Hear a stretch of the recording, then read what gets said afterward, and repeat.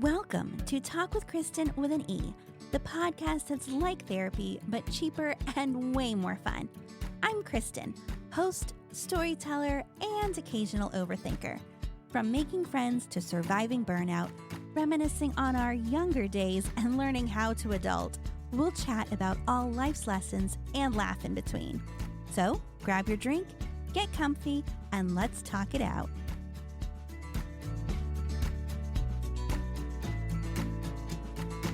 Hey everybody, welcome back. It is another virtual book club episode. Today we have Kelly and Alexis back with us again. Hi Kelly. Hey guys. Hey Alexis. Hello. For those of you just joining us, we are doing a virtual book club for the month of May, and we are doing the book Perfect is Boring and Tastes Like Kale by Jess Johnston. If you haven't read yet, you want to go back and listen to our earlier episodes where we do an intro about the book and go over expectations and a little bit about what it's going to be about. And then last week's episode, we talked about part 1, which was lies 1 through 5. So if you want to pause, go back, catch up on those, you can. Or you can just stay in this one because there's still going to be a lot of great information we share with you. So before we get into all the details, what did you guys think of this section this time? Like, were there parts that you related to, things that stood out? Yeah, I took a good bit of notes on this one. There were definitely some lies that I resonated with more than a couple of the others, but overall it was really good. What about you, Alexis? Overall thoughts on part 2 of the book?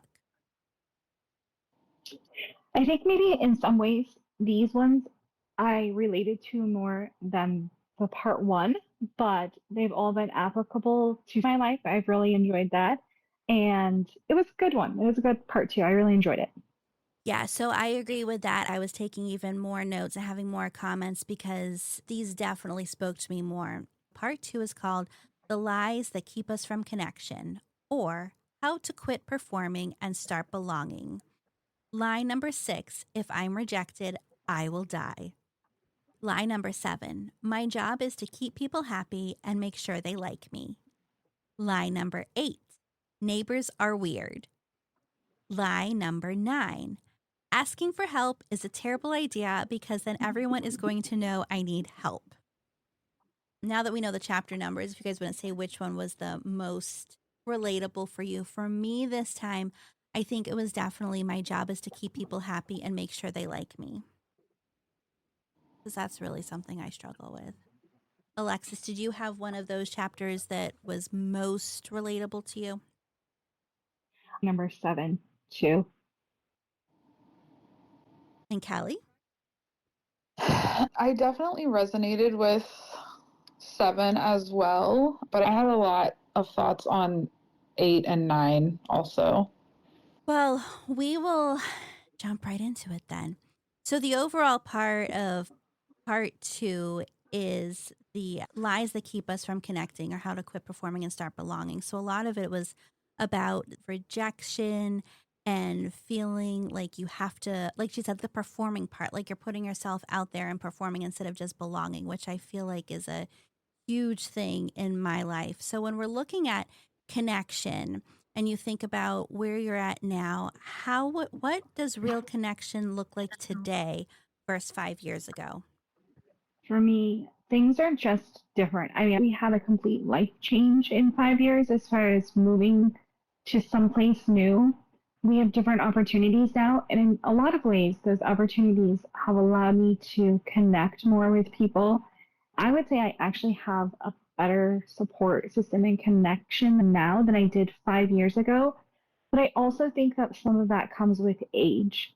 My kids are older, and I feel like I'm not struggling in diapers and potty training and all of that like little kids. I'm at a different point, and so I think that mine is actually better. I think I've worked through some of the things that this book talks about, but obviously not 100% there.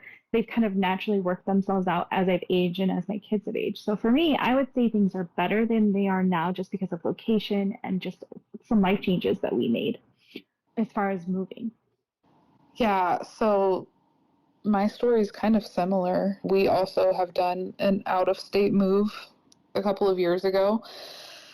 Looking back to 2020 or even before, I know for a handful of years I fell into a rut with social media where I was utilizing that to replace true connection. I kind of believed that was enough for socializing. I'm scrolling, I'm keeping up with my friends, I know what's going on, but nothing else much was happening beyond that. I wasn't really getting together with friends. And if I did, it felt like it had to be pre-planned. Okay, we're going to go out to dinner on this night, whatever. But now after moving, I feel like we just have built a better community here. Also, 5 years ago, like we had like fallen away from church and things like that. And so we really didn't have strong community. We had our parents and coworkers, and that was kind of it. But after moving, we got plugged into a church. And so that brings a whole other group of people into your life. Now I've kind of moved away from social media. I cherish the face to face so much more than I did 5 years ago, and just like the spontaneous hangouts. If I want to get with a friend, I don't feel like it has to be a premeditated thing where we think like, oh, it's going to be this date. Just come over in your sweats. My house might be a mess. I probably am too, but that's okay. Exactly. I love that you bring that part up because not having all the stress and pressure and trying to coordinate calendars and find a location, like it's almost like it's just easier now and it's just spontaneous and just like you text or call somebody like, hey, what are you doing? You want to come over? It sounds crazy because you're like, but we need to plan it. But it's almost better if you don't. It is interesting to hear you both because you've had the moves and connections kind of changed. For me, I think that how I've viewed what connection is more what's changed. When I feel if I stick to that 5 years, we were still dealing with COVID, so there was no in real life stuff. All of the connection was virtual, and that's how you were keeping in touch with everybody. Connection to me was more if my social card was full, right? Like, did I have people that I was going out with? Did I have things that I was doing? Was I connected with different people doing different activities? To me, that's how I felt connected. But at the same time, I always felt empty because I was never getting past what I've called on the podcast before the shallow friendships, the superficial. You're quote unquote friends and you do things together, but you don't get to know who they really are. Alexis, to your point, I do think this is also an age thing too. As I've matured and my interests, desires, what I need has changed. To me, now I'm looking for those deeper connections where you can sit and talk about what's on your heart, what's bothering you, what your struggles are, what you believe. And I don't even mean just religion wise, but what you believe about the world, about yourself, about other people. Really being able to get to those conversations and build a deeper connection so you get past the acquaintance, you get past the friend, like you get to those true people with that you have real relationship with. I think that's more what connection is to me now. I agree. I think finding that real connection can be harder. It's easy to make shallow, superficial friends. You can meet anybody and talk about the weather, sports, books, but being able to get to that is more challenging. Yeah, that is a good point. I do think it's harder in that regard because I don't know why it's harder, but I would agree with that. You have to step out of your comfort zone to find those deeper connections and be willing to get vulnerable with people. Well, Kelly, I think that's where sometimes your way of doing things can make that a little bit easier or more comfortable because it is outside your comfort zone. But if you're having people in your space and in your home already, I feel like you're already building that. Like, I'm letting you see my messy, I'm opening up to you, I'm ready for that deeper connection. But as you mentioned, it's out of your comfort zone. That can lead to rejection too. So, what would you say to your younger self about rejection? I know that it stings now when you're in the thick of it and you feel like you're doing something wrong. One day you will be able to find your people. Sit with that and know that you're going to find the people who are going to sit with you in your messes and love you regardless. And when that person or those people come, cherish them. It's really hard when you've gone through difficult friendship things, friendship breakups, whatever the case may be, rejection. It can be really hard to then let the right people in. Try not to hold past hurts and experiences against the ones who are surrounding you now. That's good. That's good. Yeah, I liked the first part you had too, but that ending part, that's really good. Alexis, what would you tell your younger self about rejection? Not everybody is for everybody. Different personalities get along with different personalities, and it's okay if you don't necessarily get along with them and they don't necessarily get along with you, or you just don't jive. It's not even that you don't get along, it's just that you have different interests. You're just different people, and that's okay. This is something that I've had to really work through the years, in that that's not where your value should come. I mean, I, as you guys know, I'm a Christian, so that's not where my value is and what people think of me. It should be my value is in Christ. I have to remind myself of that weekly, that it doesn't matter what others think, because that's not what my value is. So it's okay if I'm not for them, but I have Christ and He is always there for me.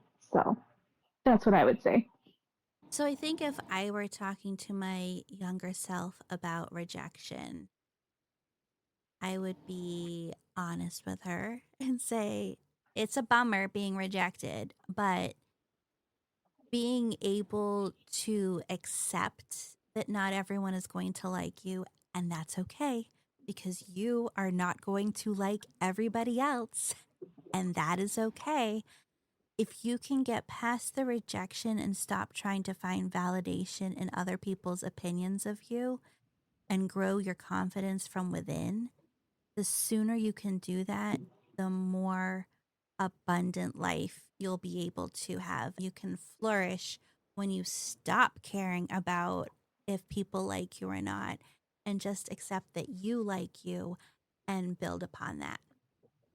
That's what I would say there. Yeah, because when you're trying to hang out and invest time in these people who you don't have that sense of belonging with, you're just, Mm-hmm. being a performer, it's exhausting. Like, just the idea of getting together with those groups of people, it's so draining. And then when you leave, you don't feel fulfilled. But when you find your people, or even just your one friend who you can just completely be yourself with, when you get together, because you're not performing, you're not trying to put, on any kind of front, those times that you're together are just so fulfilling and so life-giving because you don't have to pretend. Yes. And I wish I had learned that sooner. And I'm glad you brought up the performing part, which Jess also covers in her chapters. But I feel like I've been doing that for so long. And you're right, it is exhausting. I recently saw something on Instagram. I can't remember if I shared it or if I just saved it. But it was talking about pay attention to how you feel after you spend time with people. If you feel exhausted or fulfilled, to pay attention to that. And the relationships or friendships where you're feeling they're draining you, it's okay to pull back from them or even end them completely. The ones that you aren't yourself around or that you're not belonging with may not be, I'm gonna say it's a waste of your time, but it may not be a good use of your time. Yeah. Yeah. I would even go as far as to say, and some people might think this is terrible, but sometimes even in family, that can be the case. And sometimes you have to pull back from family, even if they're draining you. It doesn't mean that you don't love them and you wouldn't help them if needed, but if it's a constant drain on you, it's okay to pull back, because I've been there and I've had to do that at points in my life. Yeah, and I think the healthy boundaries, at some point you have to take care of yourself and not everybody else, which goes to the people pleasing aspects of the book, too, of really getting away from trying to do everything for everybody else. Think about a time when you didn't ask for help and you wish you had. Lie number 9 is asking for help is a terrible idea because then everyone is going to know I need help. But has there been a time in your life where you didn't ask for help and maybe wish that you had? How did that go? Yeah, I think even in my earlier years of motherhood, I wish I would have asked for more help with things. We lived so rurally and I had family around. They were great and helped so much, but I wish I would have leaned on them for other things. One thing that comes to mind is when we moved from Michigan to here, it was in the height of COVID. My family was sick with a cold. And of course, if you're sick with a cold, you automatically had COVID. I wish we had reached out to people and asked them to help us load up our moving truck and move. We have 5 kids. So we, in like 5 days, had to finish packing up our house and get it all loaded and travel. And it was exhausting. I wish we had asked for help for actually like packing everything up because my husband and I did it. Our kids helped, but they were younger and they just weren't the biggest help. And in all honesty, they were sometimes a hindrance because, they don't, everything's chaotic. So obviously it was a hindrance in that. And I still look back and I wish we would have done it because we would have had more time to say goodbyes, enjoy the last few things, frantically getting out of our house. Like we didn't really even get to say goodbye. And I loved that house and I wish we kind of would have been able to say goodbye. So that is one regret I have about not asking for help. And I will never do that again. I cannot relate to that. We've moved a lot, but like our last few moves, we just straight up asked for help from family and friends. I couldn't think of any specific scenario like that, but for me, I was thinking more so for times when I needed emotional support. That's a really hard one for me to admit that I'm struggling. There have been multiple instances where I just internalized things for a long time. Eventually, those feelings all start to bubble up. I was kind of feeling that at the end of 2024. I was kind of getting to that point with like just burnout with work and life and just a lot of things. But I wasn't really talking about it. And it started to show itself in other ways. Learning to admit when you're struggling and being able to talk that through with people is really important.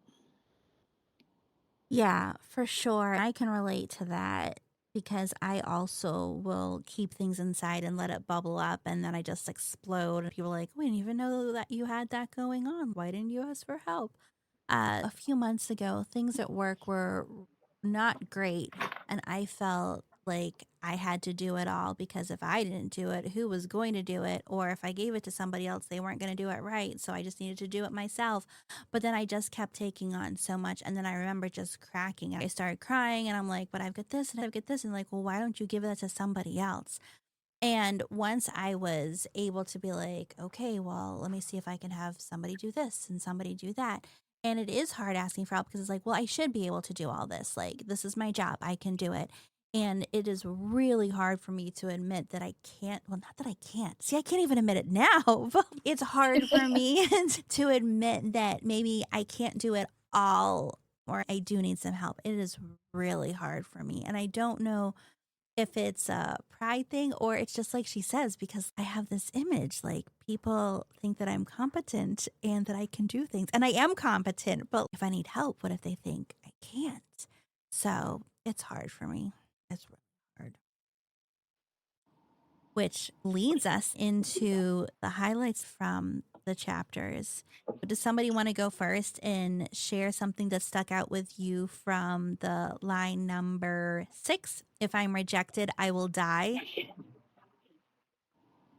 Yes, I related to that a lot when she was talking about how she had texted someone to ask if they wanted to get together and they didn't immediately text back. After an hour, she was like, this person hates me, but she doesn't Yes. want to say it.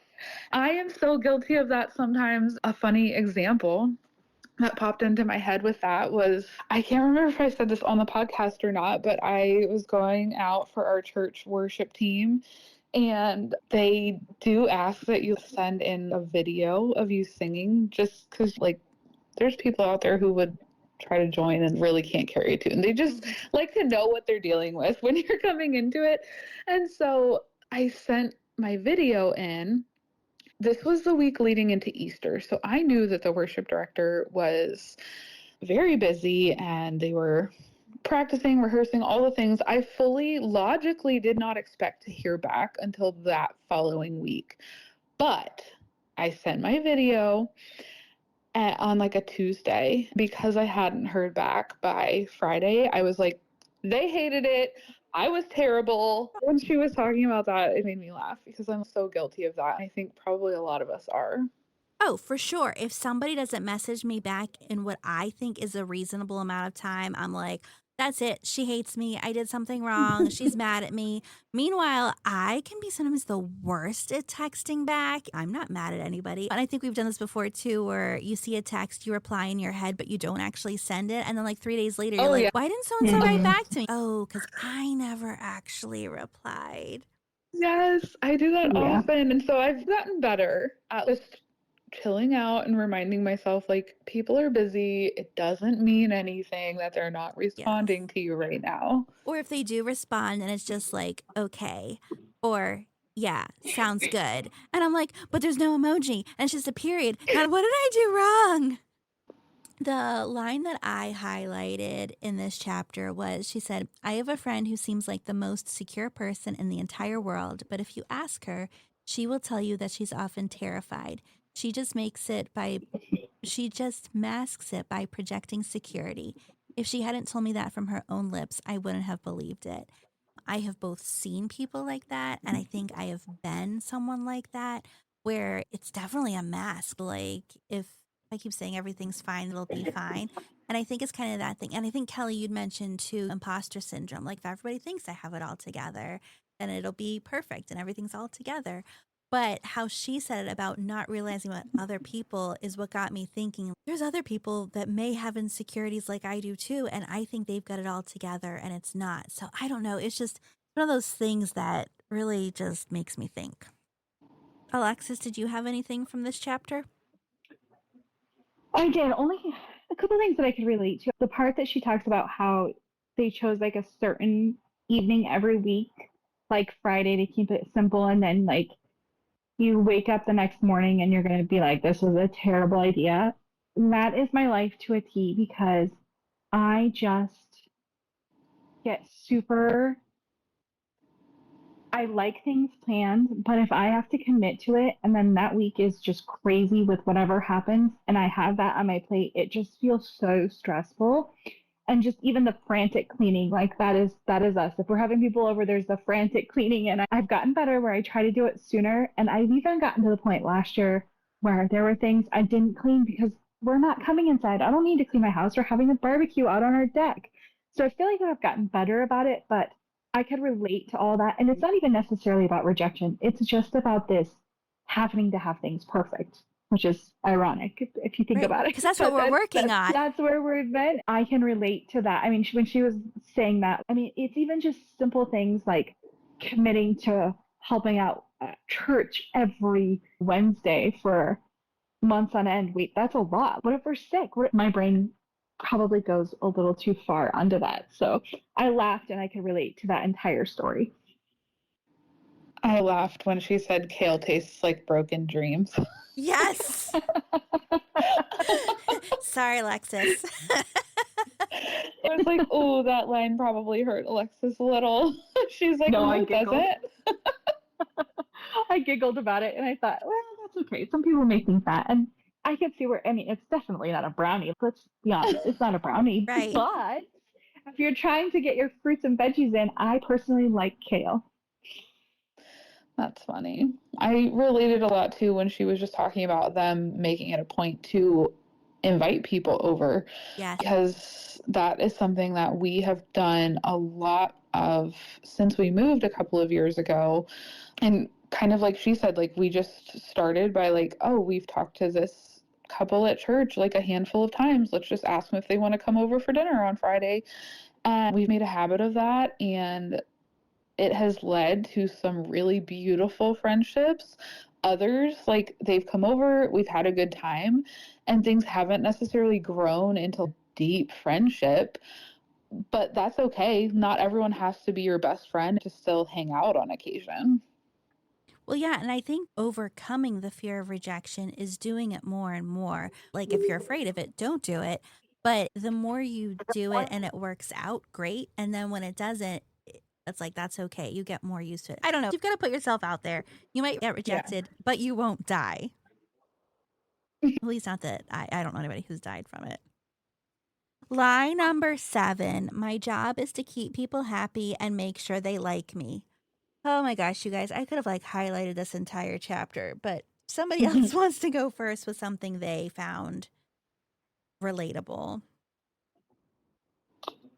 I found the entire chapter relatable. The whole job situation, like you bend over backwards, and then like life happens and you can't do that anymore. And then all of a sudden you're the bad person because you're not, bending over backwards and doing everything. But like life happened and there's circumstances that I just can't do those things. And it's hard because I think the thing that I liked the most, I think this was the chapter where she talked about basically she went to her counselor and the counselor's like, well, it's not like there's a villain and good person. There's, like you both just are at different places and you're not working together anymore. So you have to part ways. And it's not necessarily that you did anything bad or they did anything bad.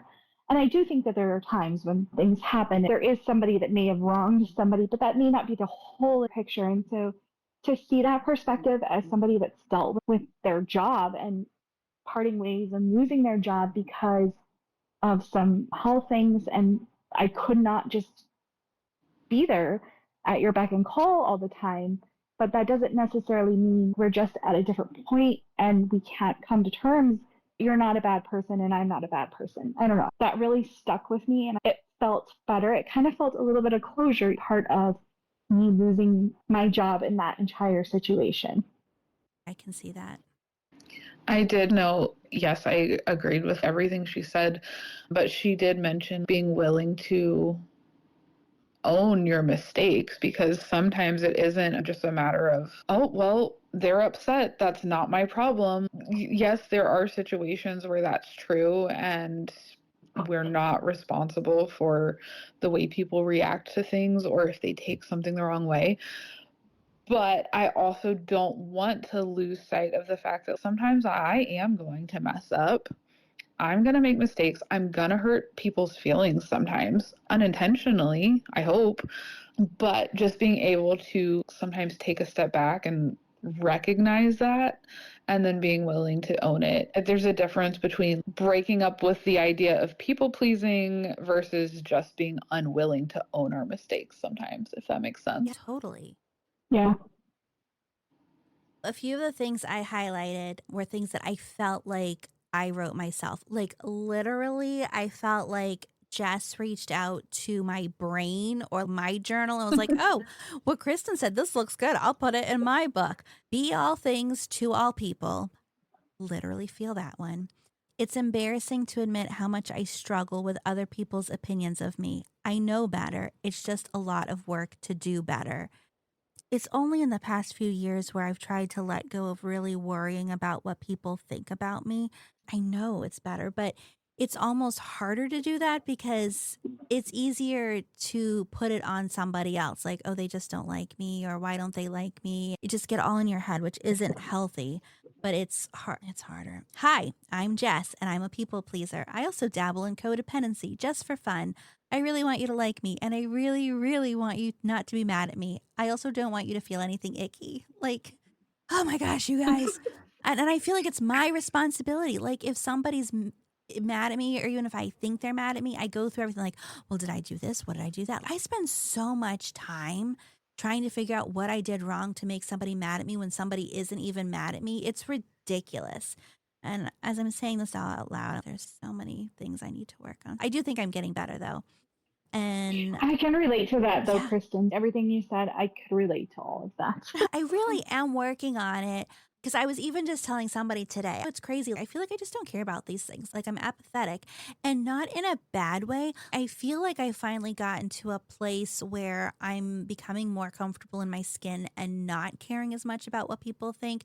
And it's such a freeing thing. Like, when I'm focusing just on me, and that sounds selfish, but when I'm focusing just on me and not how I think other people see me, I'm so much more relaxed. It's exhausting thinking about what people might be thinking about me, even though they're not. But the last things in it where she says, if you have to hide parts of yourself to keep the peace, if you have to minimize your needs to make things work, if you have to play a specific role to stay friends, while you might save the face of your friendship, it will be shallow. If we don't authentically show up in our relationships, true belonging can't happen. And I think this is literally what I've been basing my most recent journey on. And even doing this podcast, this has been one of my core values is authenticity and belonging. And this is maybe the fifth time I've mentioned the Brene Brown clip where she talks about the difference of fitting in and belonging, because I feel like that's become like my life's motto. But this really is it. If you have to change anything about who you are to fit in with the people you're around, that's not true belonging. Belonging is when you show up, all of you, the good, the bad, the messy, every single part of you, and it all just works. That's where you belong, where you're really a part of it and you're not having to force anything. So for me, that was just like the huge, huge lines out of this chapter. That's like, yes, that's what it is. I will be authentically me. The people who appreciate, respect, and accept the authentic version of me will be there. And the ones that aren't for me. And that's okay, because not everybody is going to like me. And I don't need everybody to like me. Mic drop. Applause. No, thoughts I on really that, like you that. guys? Any thoughts?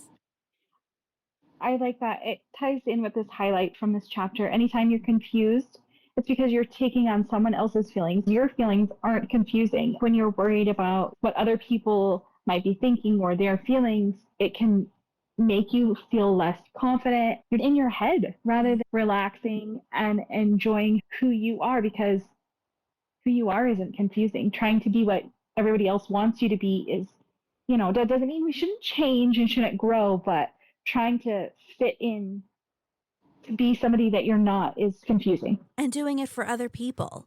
Like, if you're going to change, do it for yourself. Do it for the right reasons. Don't try to change because you think it's what somebody else wants you to be. And I swear, for 40 years of my life, that's what I did. And I am tired of being all those other versions of Kristen for everybody else. Yeah. All right. Moving on from that passionate topic. This is line number 8. Neighbors are weird. All right. Who wants to go first with something that stuck out to them from this chapter? I noted a part where she's talking about when she was hanging out with a group of kids from her church and realized that those people only hung out with other church kids. That stuck out to me because I, too, am a follower of Jesus. We're called to be a light to the world. And how can we do that if we're only ever surrounding ourselves with church people? I have made beautiful friendships with people who don't believe the same thing as me. I think that's a good thing. Like, I think hanging around people who, and not even just religious things. I have friends who have extremely different political views than me, but we've managed to work through it. Imagine that you can actually like someone who doesn't see politics the same way you do. It's a miracle. Being willing to branch out and put yourselves in different settings, different groups is a really beautiful thing. I was loving all of the Gilmore Girl references Yes. in chapter. I love how she was saying not everyone is going to be a main character in your story. That's okay, but that doesn't mean they're not important. Yes. When there were the Gilmore Girl references, I thought of you. I was like, Kelly's going to love this. Oh, I loved it so much. There was a lot of good stories in this one. I think the one about the preacher being, in a small town and, he was in a situation, but because he had cared about the community, it wasn't necessarily about his religion or his church. He just cared about the people in his community, and he wanted to help them and be there for them and just get to know them. And it helped him in a situation. So I really like that. I thought, I like my little bubble. I'm very much an introvert. Being around a lot of people is exhausting. It doesn't matter if I'm comfortable or not, it's just exhausting. So I don't always love to do all sorts of things, but it would be good for me to make friends in my community. I agree with you, Alexis. She gave some good examples too. She talks about the connection and belonging can come from the places you least expect if you open your heart and pay attention. Her go-to move is choosing a coffee shop, preferably near my house, where I can become a regular. Yes, I can make coffee at home, but I consider it a way to get out at least 3 times a week and connect with my community. We all know I love my iced coffee and my local coffee shop. Shout out to the Wandering Bean. Love you guys. And I'm there pretty regularly 5 days a week. When you see those same people every day, they may not be your closest friends, but they can develop into that. I went to a surprise birthday party for one of them. I've been invited to a baby shower for one of them. They're the people I am building connections with. It all just came from showing up. It's also the place where I go to meet friends and spend time with friends. I do live in a small town, so anytime I'm there, not every time, but anytime my husband and I go, he's always like, you always know so many people, like, you know everybody in there. I don't know everybody. I just like to be connected and know people. There was a book I read last year, and it was talking about how to find friends. You have 3 or 4 core locations: where you work, where you live, and the third location. You have a way to make connections at the main places in your life. I love that she brought that up. Yeah, and the story about her dad and that situation with the rough men and everything, I also related that to when she talked about the kids from her church who would only hang out with kids that were just like them. I was like, what if her dad had that mindset? He would have never had that previous situation where he made an impact on that family. And so that night where those guys were going crazy outside of his house could have turned out so differently. But because he had put himself out there and shown love and concern for people who were not like him, it had a huge impact on that entire night and how it all played out. Yep. It's like she says, I'm telling you, getting involved and showing up matters. To be a part of stuff, you have to show up. And I love that, because just a chapter or 2 ago, we're talking about rejection. And now here it's like, you might get rejected, but you've got to at least show up. You can't be involved unless you show up. People might not like you, but you still need to show up for that connection. So I love how all the chapters are kind of building on each other. Which leads us to our final chapter for this part, lie number 9. Asking for help is a terrible idea, because then everyone is going to know I need help. I know the first line that I had highlighted was something I'd mentioned earlier too, which she says, I can't do it all. This is too much. But if I don't do it myself, it won't be done right. I unfortunately have that mindset where if you want something done right, you have to do it yourself. At work especially, I've gotten better at delegating, but it is still hard sometimes, because I just think that if I want it done my way, then I need to be the one that does it. Still working on it. The first thing that popped into my head with that line was loading the dishwasher. Because I feel like the way I do it just makes the most sense. And so when it's not done that way, I'm like, but we could have fit more in here, or like, that's not going to get cleaned well because of how that's in there. That was my first thought. So here's a fun story. Listeners, if you don't know, Kelly married my brother. She and my brother are very happy together. But the reason I bring this up is because I also, according to my husband, am a terrible dishwasher loader. And he will actively come back and unload what I put in so that he can reload it in his crazy Tetris way so that he can fit the stuff that I left in the sink into the dishwasher.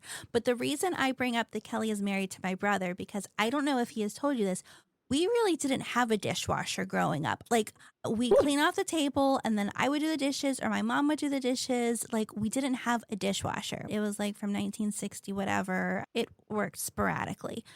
But so I'm wondering if maybe my brother and I aren't the problem. We just were never taught how to do it properly. There. Okay, so what I'm hearing is it runs in the family that you guys don't know how to load a dishwasher. I mean, But it's also, genetic. It's genetic. Nature, nurture. I don't know, but we have that in common. yeah, I mean, we had a dishwasher in the house I lived in until I was 10, but we didn't use it as a dishwasher. We just did them by hand, and that dishwasher was extra pantry space. So there's a fun fact. Oh, it's airtight, actually. I guess we didn't have a big pantry, so. I love that. Alexis, anything from this chapter Well, that stood out? I have 5 kids, and homeschooling and my husband being gone all the time, I had to let go of some of that. I had twins, number 4 and 5, and towards the end of my pregnancy, I couldn't even walk up the stairs. I was just so big. And then I had a C-section with them and was dealing with an infection afterwards. So I had to let go and let my kids do a lot more than they probably should have at that age, but that's just where we were.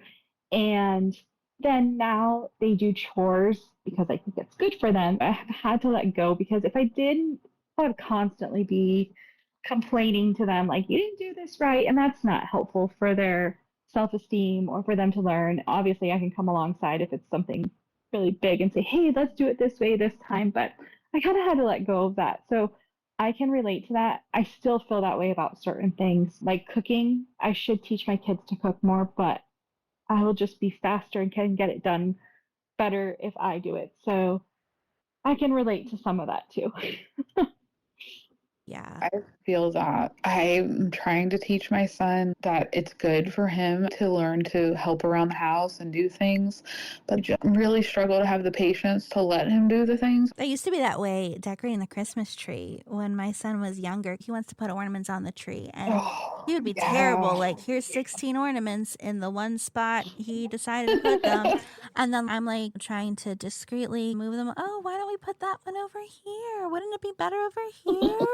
It is, but at the same time, it's like he's making memories, and it's that balance of giving them what they need and still developing them. What I noticed too is she talked about how asking for help feels vulnerable and it can be scary. Even if people ask if they can help you, she doesn't want people to be inconvenienced, and that leaves her scared. And it's true, like, it's one thing to ask for help, but if somebody else asks if you need help, that's almost worse because then it's like, does it look like I need help? Do people think I'm failing? What is happening right now? It's so hard. One of the final things I'd highlighted was if we don't ask for help, something will snap eventually, whether it's our mental health or our physical health. And that's the story I shared earlier, too. You let it all bottle up and then you just crack and then you're not good for anybody. It's probably easier to ask for help, but at the same time, in the moment, it's so hard to do it. Yeah, I like to help. So I take on too much because that's just my personality. Then I realize I'm helping everybody else, but now I need help. And you don't want to ask because you've been helping everybody else. So you know that they're busy and it's a bad cycle. Agreed. I feel like I have gotten better and I do okay with accepting help from certain people. Like if my mom wants to come visit and help me clean out my basement, of course I'm going to let her do that. But this random person that I just recently met at church wants to offer to help with something that feels harder. She talked about not denying people the opportunity to be a blessing to us, especially if they're offering to help. Denying them that blessing, God might have placed it on their heart to help you in some way. And when we deny them that, because we just think, nope, I'm good, I can do everything myself, I don't think that's a good thing. I also noted I want to not only be willing to ask for help, but to be a helper, and even in little ways, looking for ways that I can be a blessing to other people. Yeah, I love that. And it's kind of like what we talked about last week, too, about seeing other people also, right? Like, I think it was a chapter about being visible, but validating other people and seeing them and complimenting them. And I think it's kind of that same thing, Kelly, just allowing the opportunity to help us and look where we can be a help also. So I love that. Any final thoughts or anything you wanted to bring up again about any of these lies before we wrap up? All right, we are going into the final stretch of the book. For next week, we'll be going over part 3, which is the lies that keep us from dreaming big and living a full life, or how to try things without fear of failure. I am looking forward to those because failure is something I don't want to say I'm afraid, but there is this quote that I often say. There's this line in an Eminem song, Lose Yourself, and the line says, "Success is my only mother effing option, failure's not." I've made that my life's motto, not because of the profanity in it, but because that's how I've treated my life. Like, success is my only option. I cannot fail. I will not fail. I am not a failure. Failing doesn't make me a failure, but, mental stuff. Fear of failure is something I need to read about. I'm sure next week's conversation we will have lots to share. Let me share the chapters we're going to be going over for that, though. In part 3, we will be going over lies 10 through 14. Lie number 10, I'm a junior varsity adult and the best spot for me is usually the bench. Lie number 11, it's better not to try than to mess up in front of everyone. Yeah, that's going to be my chapter, you guys. Lie number 12, I can't do that because no one does that. Lie number 13, if I can't go big, I should just go home. And lie number 14, it's better to dream small because then I won't be disappointed. It's another one that's probably going to be big. Any of those stand out to either of you that you're really looking forward to reading this week? I started listening ahead a little bit, and I already got through lie number 10, and I resonated with it so much. So, what about you, Alexis? Anything that you're super excited about reading? Probably lie number 13. If I can't go big, should just go home. Honestly, that's how I am with a lot of stuff. If I can't do it right and perfect, just forget it. I'm not doing it. Yeah. All right, guys, this has been wonderful. I think this section of the book may have even been better than last week, but they are all just so good and we're learning so much. And I appreciate you being here. Listeners, as a reminder, you can share your thoughts on the chapters with us. We would love to hear from you. You can reach out to me on Instagram, Facebook, or email. You can send voice memos or go to the Google link in the Google form in my bio and fill in information. Share which chapters you're talking about, comments you want us to know, and if you want us to share it on the pod or not. So, all right, guys. Well, we'll do this again next week when we discuss part 3. Talk to you then. Bye. Thanks for spending time with me on Talk with Kristen with an E, where it's always cheaper than therapy. If you enjoyed today's chat, don't forget to subscribe. And hey, let's keep these conversations going. You can find me on Instagram at Talk with Kristen with an E. Let me know what's on your mind. Until next time, take care of yourself. And remember, life is always better when we talk it out.